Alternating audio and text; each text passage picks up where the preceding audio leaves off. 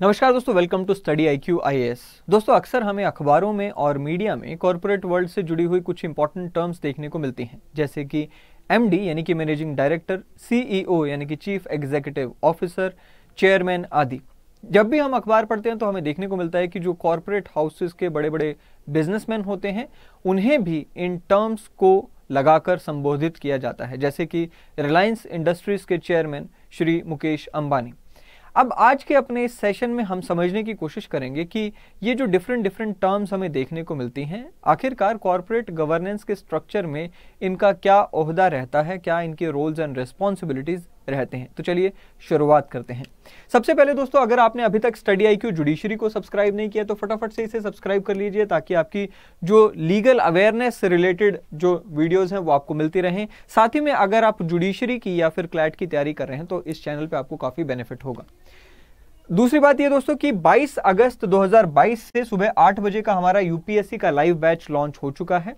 ये जो बैच है ये आपको 24 महीने की वैलिडिटी के साथ मिल रहा है और इसकी कीमत है 18,999 रुपए आफ्टर डिस्काउंट। आपको करना क्या है, चांद लाइव का ये कोड इस्तेमाल करना है। चलिए अब हम बात करते हैं एक बिजनेस की। मान लीजिए देयर इज अ बिजनेस, कोई बहुत बड़ा बिजनेस है। उस बिजनेस की कीमत आज की डेट में अगर हम मार्केट वैल्यू देखें तो मान लीजिए 100 करोड़ रुपए है। अब ये 100 करोड़ रुपए एक व्यक्ति के पास होना मुश्किल है, तो जाहिर सी बात है कि इस बिजनेस के जो ओनर्स होंगे वो कई सारे ओनर्स मिलकर इस बिजनेस को ऑन करेंगे, यानी कि कई सारे लोगों ने इकट्ठे पैसा इस बिजनेस में लगाया है और वो सभी इसके ऑनर होंगे। तो इस बिजनेस के ऑनर्स हैं उन्हें हम बोल देते हैं शेयर होल्डर्स। अब होता क्या है, दरअसल ये जो शेयर होल्डर्स होते हैं इनको मार्केट से लाया जाता है। मार्केट से कैसे लाया जाता है, बेसिकली इनको कंपनी में ऑनरशिप ऑफर की जाती है। अगर इस बिजनेस की जो कीमत वो 100 करोड़ रुपए है तो यूं किया जाएगा कि जो कंपनी की पूरी वैल्यूएशन है उसे 100 रुपए के 1 करोड़ शेयर्स में डिवाइड कर दिया जाएगा। उसके बाद इसे मार्केट में ऑफर किया जाएगा। मार्केट में होगा क्या, कुछ शेयर होल्डर्स ऐसे होंगे जो कि 100 शेयर्स खरीद लेंगे, कुछ शेयर होल्डर्स ऐसे होंगे जो कि 1000 शेयर खरीद लेंगे, कुछ ऐसे भी होंगे जो कि 5000 शेयर खरीद लेंगे। इस तरह से ये जो सभी शेयर होल्डर्स होंगे इस पूरे बिजनेस को ऑन करना शुरू कर देंगे। सो अब हमने ये देखा कि शेयर होल्डर्स कौन होते हैं। शेयर होल्डर्स होते हैं बिजनेस के ऑनर्स। ये जो शेयर होल्डर होते हैं इनमें एक शेयर भी आप होल्ड कर सकते हैं एक बिजनेस में, या फिर एक से अधिक शेयर भी आप होल्ड कर सकते हैं। Now share holders can hold as little as 1 share also, जैसे कि मैंने आपको बताया। और ये जो शेयर होल्डर्स हैं जरूरी नहीं है कि कोई पर्सन ही हो, पर्सन तो हो ही सकता है, उसके अलावा एक कंपनी भी दूसरी कंपनी में शेयर होल्डर हो सकती है, एक इंस्टीट्यूशन भी दूसरी कंपनी में शेयर होल्डर हो सकता है। अब ये जो शेयर होल्डर्स हैं आखिरकार इन्हें मिलता क्या है, देखिए जो कंपनी का प्रॉफिट होता है वो प्रॉफिट पहले उसमें से खर्चे निकाले जाते हैं, स्टाफ की सैलरी, रॉ मटेरियल की कीमत, बिजली पानी का खर्चा एटसेट्रा। वो निकालकर उसके बाद जो पैसा बचता है उसमें से जो इंटरेस्ट रेट पे किया जाता है जिनसे कंपनी ने पैसा उधार लिया होता है, यानी कि डेटर्स को इंटरेस्ट रेट पे किया जाता है। उसके बाद जो रेजिड्यूरी पैसा बचता है उसमें से अगर कंपनी चाहे तो कुछ पैसा आगे के फ्यूचर के लिए सेव कर सकती है, और जो बाकी बचा हुआ पैसा होगा वो कंपनी के जो शेयर होल्डर्स होते हैं उन्हें डिविडेंड के रूप में बांट दिया जाता है। जितने जिसके शेयर्स उसी प्रोपोर्शन में उसको डिविडेंड मिल जाता है। तो ये जो शेयर होल्डर्स हैं, आपने इनका कंसेप्ट समझा। उसके बाद हम बात करते हैं एक इमेजिनरी सिचुएशन की बात करते हैं कि मान लीजिए ये जो शेयर होल्डर्स हैं, अब एक कंपनी के 1 लाख शेयर होल्डर्स हमने अभी बात की। अगर ये 1 लाख शेयर होल्डर्स को बोल दिया जाए, या यूं मान लीजिए कि वो जो एक कंपनी है जिसकी कीमत 100 करोड़ रुपए थी उसके लेट्स अज्यूम कि 10,000 शेयर होल्डर्स हैं, ठीक है। तो 10,000 शेयर होल्डर्स को अगर हम कहें कि आप बिजनेस को रन कीजिए तो सिचुएशन कैसी होगी। सबसे पहले ये शेयर होल्डर्स कोशिश करेंगे बिजनेस को रन करने की, एक टेबल पर आने की, लेकिन यहां पर एक मत से कोई भी डिसीजन नहीं लिया जा सकेगा। यहां पर क्योस की सिचुएशन होगी, आखिरकार मारामारी होगी और हमें देखने को मिलेगा कि बिजनेस रन किया ही नहीं जा सकता, बिकॉज डिसीजन टेकर्स जो है वो बहुत ही ज्यादा बड़ा ग्रुप है और इतने बड़े ग्रुप के लिए ये पॉसिबल नहीं है कि वो एक बात पे सहमति हर बार जता पाए। सो ऐसे में क्या होगा, ऐसे में जो बिजनेस है वो रन करना ऑलमोस्ट इम्पॉसिबल हो जाएगा और बिजनेस सफर करेगा। सो इस प्रॉब्लम से बचने के लिए हमने क्या सिस्टम बिठाया है, इस प्रॉब्लम से बचने के लिए जो सिस्टम बिठाया गया है वो ये कि शेयर होल्डर्स खुद बिजनेस रन नहीं करेंगे। वो क्या करेंगे, वो अपने बिहाफ पे एक बोर्ड ऑफ डायरेक्टर्स को चयनित करेंगे, इलेक्ट करेंगे, और वो बोर्ड ऑफ डायरेक्टर्स जो है वो फिड्यूशरी रिस्पॉन्सिबिलिटी उसको बोलते हैं, यानी कि as a trustee of the share holders business को रन करने में अपनी भूमिका निभाएगा।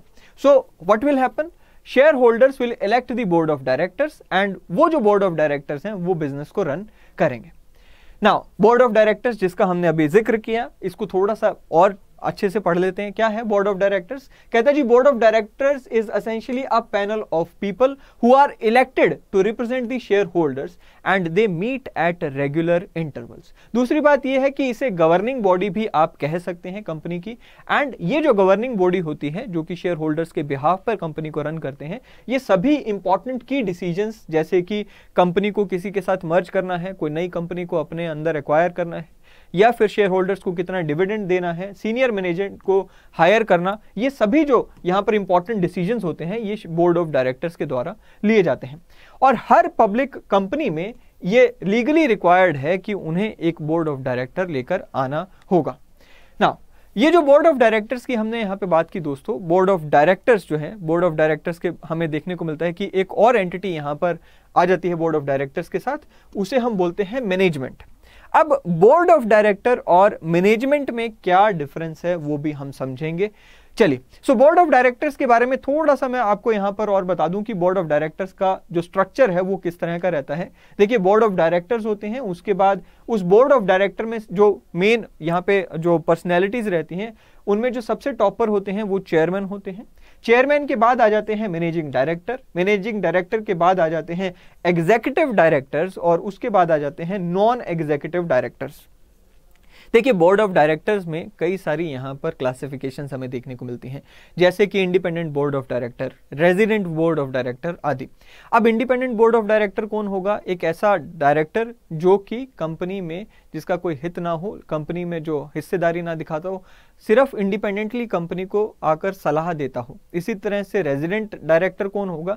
जो कि भारत में ही 180 दिन से या 182 दिन से ज्यादा रहता हो, यानी कि 6 महीने से ज्यादा वो भारत में रहता हो, उसे हम यहाँ पे रेजिडेंट डायरेक्टर कह देते हैं।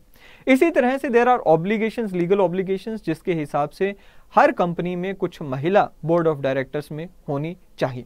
सो ये बोर्ड ऑफ डायरेक्टर हमने देखा, उसमें जो हेड होते हैं बोर्ड ऑफ डायरेक्टर के उन्हें हम चेयरमैन बोल देते हैं, साथ ही में जो सेकेंड इन कमांड रहते हैं उन्हें हम मैनेजिंग डायरेक्टर बोल देते हैं। बोर्ड ऑफ डायरेक्टर्स को थोड़ा सा हमें और यहां पर जानना चाहिए, जैसे कि मैंने आपको कहा कि these are the trustees of the company's property and money, और ये मल्टीपल रोल्स प्ले करते हैं। अब एक कंपनी में जो कि पब्लिक लिमिटेड कंपनी है उसमें कम से कम 3 बोर्ड ऑफ डायरेक्टर्स का होना अनिवार्य है, और अगर कोई प्राइवेट कंपनी है उसमें कम से कम 2 बोर्ड ऑफ डायरेक्टर्स का होना अनिवार्य है। अगर कोई 1 पर्सन कंपनी है, जी हाँ 1 पर्सन कंपनी भी होती है, अगर कोई 1 पर्सन कंपनी है तो उसमें कम से कम 1 बोर्ड ऑफ डायरेक्टर का होना अनिवार्य है। मैक्सिमम कितने हो सकते हैं? तो मैक्सिमम 15 बोर्ड ऑफ डायरेक्टर्स को अलाउ किया जाता है। नाउ जो हमने अभी यहां पर स्ट्रक्चर देखा, इफ यू रिमेंबर ये वाला स्ट्रक्चर, इसमें हमने कहा कि एक तरफ तो बोर्ड ऑफ डायरेक्टर्स हो गए, दूसरी तरफ हो गई मैनेजमेंट। ये दोनों एंटिटीज मिलकर कंपनी को रन करते हैं। ना बोर्ड ऑफ डायरेक्टर्स का हमने स्ट्रक्चर देखा, उसके बाद हम बात कर लेते हैं मैनेजमेंट के स्ट्रक्चर की। देखिए, मैनेजमेंट में आता है टर्म चीफ एग्जीक्यूटिव ऑफिसर, जिसे हम सीईओ बोल देते हैं। उसके बाद आते हैं सीएफओ यानी कि चीफ फाइनेंशियल ऑफिसर, उसके बाद आते हैं चीफ मार्केटिंग ऑफिसर, और फिर आते हैं चीफ ऑपरेटिंग ऑफिशियल। नाउ ये जो सभी जो सीईओ के अंडर काम करने वाले जो सीज हैं, नाउ ये सभी जो है सीईओ के अंडर ही काम करते हैं, चाहे वो सीएफओ है, चाहे सीएमओ है, चाहे वो सीएफओ जो भी है, ये सभी जो है किसके अंडर काम करते हैं? ये सभी जो है सीईओ के अंडर ही काम करते हैं।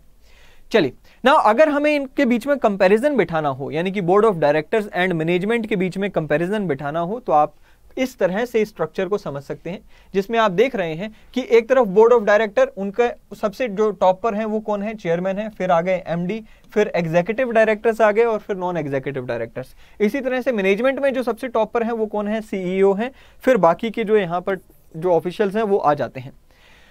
ना अब बात करते हैं सबसे पहले chairman of the board of directors की। देखिए, जो chairman of board of directors होते हैं वो one of the most important and most powerful authority आप कह सकते हैं कि एक कंपनी में होते हैं, और ये जो है आपने यहां पे लिखा भी है क्या, holds most power and authority on the board of directors and provides leadership to the firm's officers and executive, यानी कि जो चेयरमैन है वो ना केवल यहां पर बोर्ड ऑफ डायरेक्टर्स बल्कि मैनेजमेंट को भी यहां पर लीडरशिप प्रोवाइड कर रहे हैं।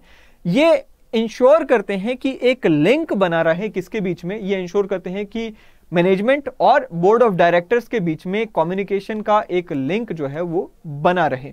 साथ ही में मैंने यहां पे लिखा that ensures that the firm's duties to the share holders are being fulfilled by acting as a link between the board and the upper management. So basically जो शेयर होल्डर्स को ये रिप्रेजेंट कर रहे हैं उनके बेसिस पर ये company में एक बहुत ही अहम भूमिका निभाते हैं। अब ये जो चेयरमैन होते हैं इनके पास कास्टिंग वोट होती है। कास्टिंग वोट का मतलब क्या, देखिए समझते हैं।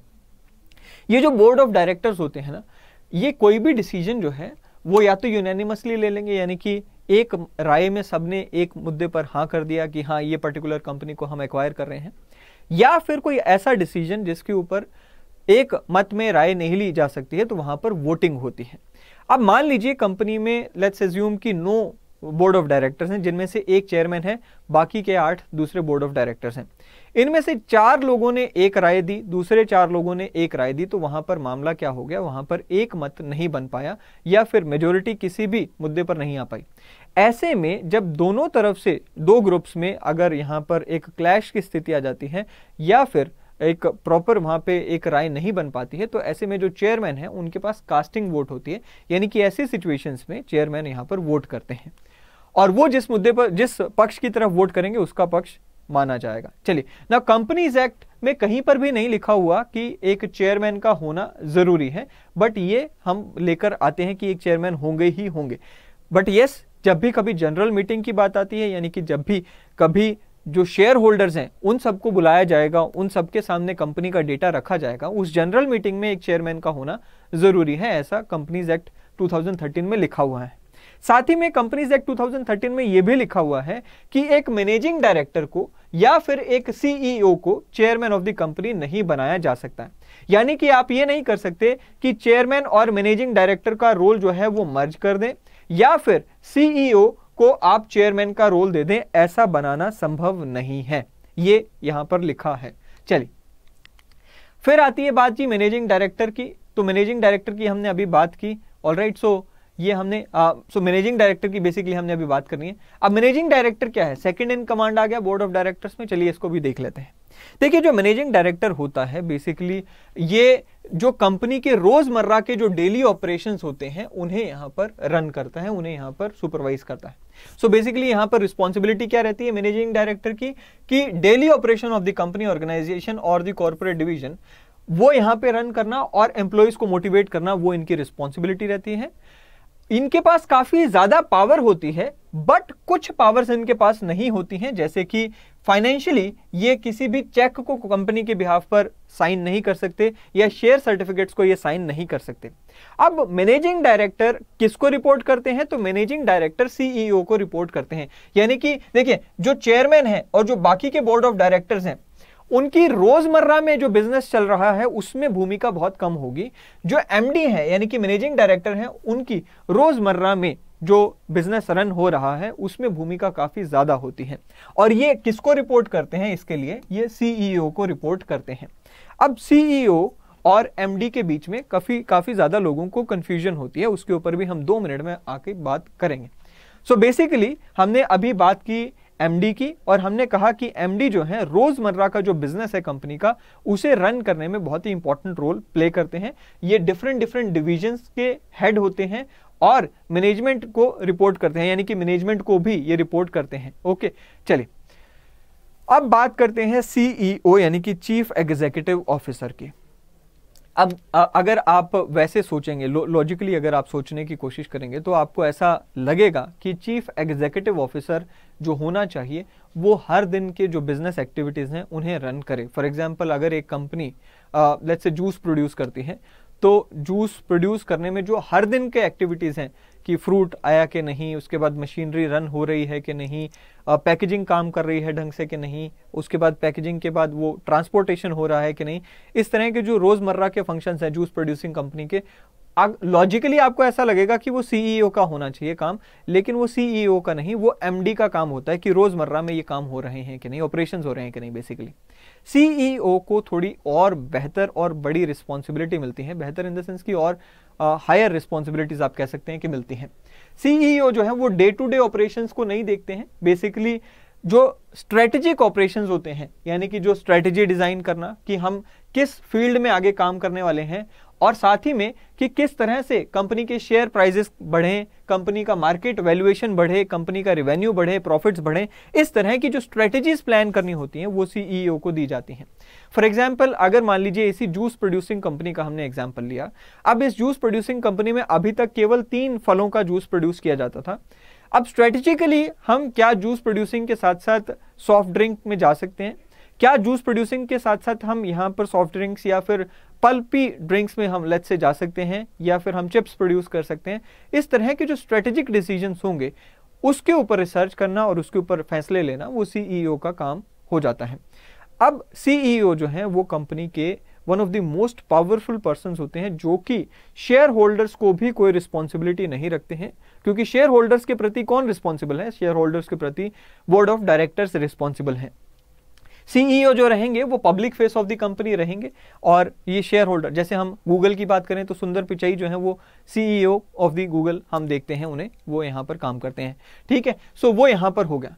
अब सीईओ की जो रिस्पॉन्सिबिलिटीज होती हैं वो बेसिकली बोर्ड ऑफ डायरेक्टर भी उसमें काफी ज्यादा रोल प्ले करते हैं, वो भी डिटरमाइन करते हैं कि सीईओ को क्या क्या काम दिया जाएगा। सीईओ किसको रिपोर्ट करते हैं? सीईओ करते हैं रिपोर्ट बोर्ड ऑफ डायरेक्टर्स को। सो अल्टीमेटली अगर हम वो पूरे चार्ट को दोबारा देखें तो मैनेजिंग डायरेक्टर किसको रिपोर्ट कर रहा है हर दिन? चीफ एग्जीक्यूटिव ऑफिसर को। और चीफ एग्जीक्यूटिव ऑफिसर किसको रिपोर्ट कर रहा है? बोर्ड ऑफ डायरेक्टर्स को रिपोर्ट कर रहा है। चलिए, सो इतना हमने समझा, ये सीईओ की हमने यहां पर बात की। तो ये मेन इंपॉर्टेंट टर्म्स हमने यहां पर समझी। इसके अलावा भी कुछ इंपॉर्टेंट टर्म्स हमें यहां पर दोस्तों देखने को मिलती रहती हैं। जैसे कि आपने एक और इंपॉर्टेंट टर्म समझी होगी जिसका जिक्र अगर हम करें उसे हम बोल देते हैं प्रेसिडेंट। अब वो प्रेसिडेंट की अगर हम बात करें तो वो प्रेसिडेंट जो है वो सीईओ के बाद आते हैं, यानी कि सेकंड इन कमांड आप कह सकते हो कि प्रेसिडेंट यहां पर होते हैं, जिनको एक पर्टिकुलर फील्ड संभलवा दिया जाता है। सो ये इंपॉर्टेंट टर्म्स आज हमने यहां पर देखी। आई होप कि आपको ये पूरा जो गवर्नेंस का स्ट्रक्चर है वो समझ आया होगा और आपको ये आइडिया लगा होगा कि ये जो इंपॉर्टेंट टर्म्स हैं इनमें क्या डिफरेंस है। अगले सेशन में फिर एक बार मिलेंगे दोस्तों। Till then thank you and have a great day ahead.